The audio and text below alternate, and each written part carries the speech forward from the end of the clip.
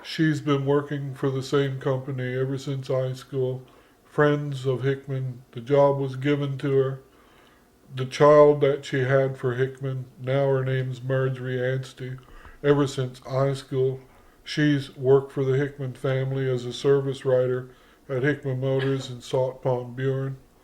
When that child, Marjorie, was in high school, she'd gotten pregnant as a child. At that time, abortions were illegal. It was 1983 or 84. My sister Joan uh, took her to Montreal for an abortion. The abortion was arranged, the flights were arranged, spending money was given to her and Marjorie for while they were in Montreal. They left Newfoundland. She went to Montreal. Marjorie, the child my sister Suzanne had for Hickman, had the abortion, went on their shopping spree, came back home. My sister Joan promptly left Fortune, moved to Ontario, and she's been there ever since, financially independent. And when she was on the way up to get the abortion with Marjorie, I was home from working away and the phone rang. She was in the All Science, my sister Joan, with a kidney stone. And I said, "What's the problem?" And she said, "The nurses here are really giving me a hard time. Can you come and try and help me out?" And I said, "Sure." So I go by, and I'm a chronic kidney stone maker as well. They give you quite a few painkillers. You can get shots of morphine, shots of Demerol. And Joan was pretty well shot full of things with painkillers when I got to the All Science. I really don't know if the nurses were mistreating her or not. But I spoke to the nurses and asked them if they would try and help her out and see she was comfortable. And she said, yeah. So I said, "Joan, what's going on? What are you doing here?"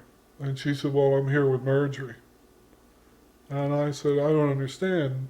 Marjorie, what's going on with Marjorie?"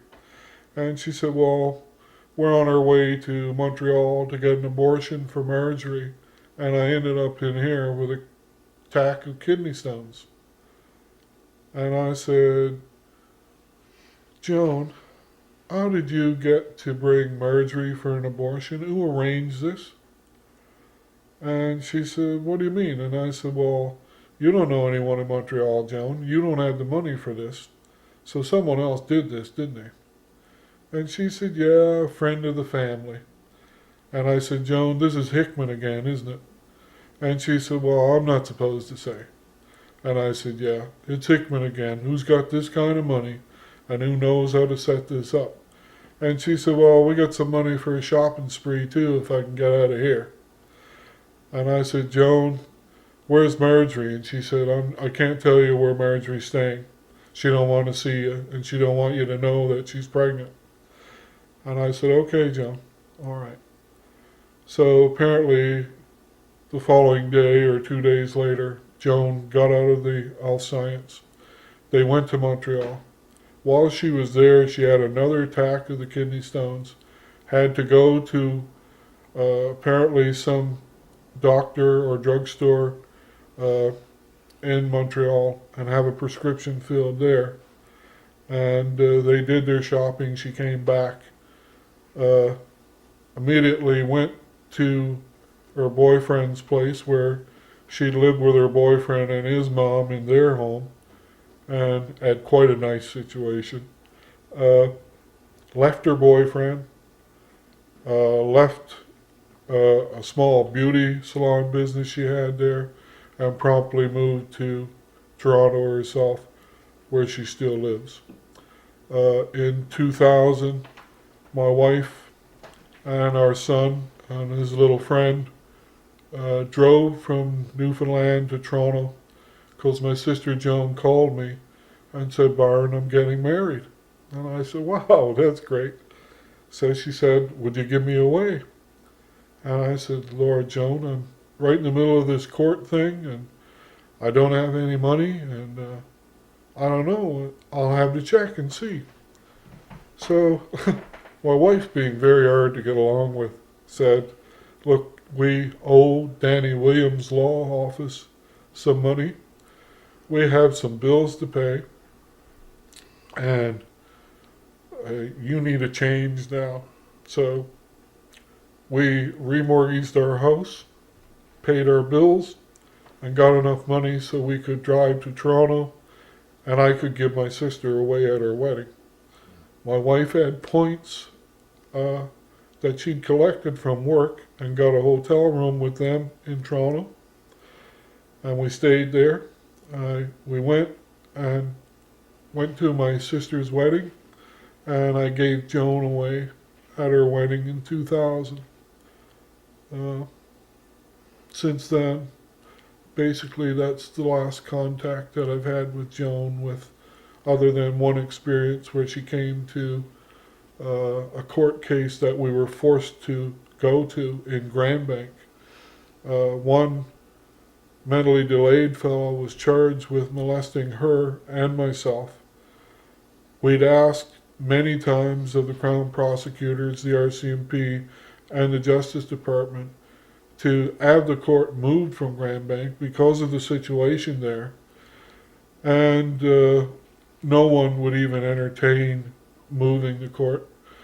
In the preliminary inquiry, the man who did this to both of us, my sister was sitting on the stand and was asked by the lawyer if she could remember what clothes she was wearing the day that the defendant was supposedly had taken her virginity.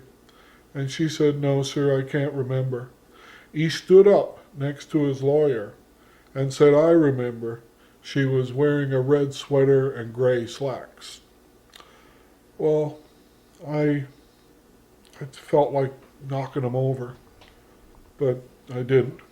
And he promptly, on the advice of his lawyer, sat down, said nothing more, and in the town of Grand Bank proceeded to defend himself by saying he was not guilty, with a jury from that town, Grand Bank, where all this happened to my family and I. We were forced to go to court in that town with a jury from that town in the T. Alec Hickman building, the name of the courthouse in that town. And I don't have to tell you, even after what the defendant said in the inquiry, it was never brought up in court, and he was found not guilty. That was to send me a message that you can't even get a mentally delayed man convicted. You may as well forget the Chief Justice and ex-Justice Minister.